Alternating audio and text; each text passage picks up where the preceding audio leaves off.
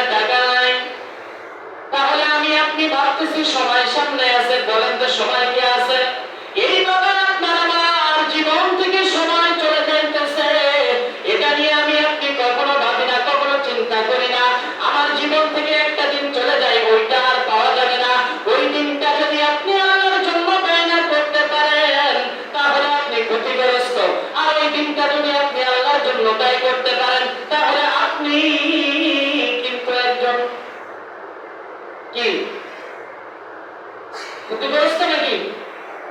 আল্লাহর জন্য ব্যয় করতে পারেন ক্ষতিগ্রস্ত? ক্ষতিগ্রস্ত হতে পারবেন না। এর জন্য আল্লাহর জন্য আপনার এই সময়টা আদায় করতে হবে।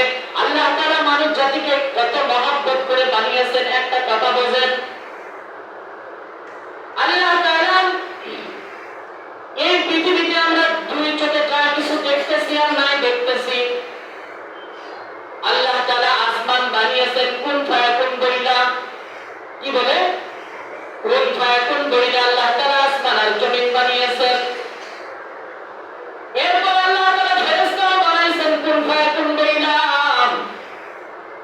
আল্লাহ তাআলা পাহাড় বানিয়েছেন কুন ফায়াকুন বইলা, পর্বত বানিয়েছেন কুন ফায়াকুন বইলা।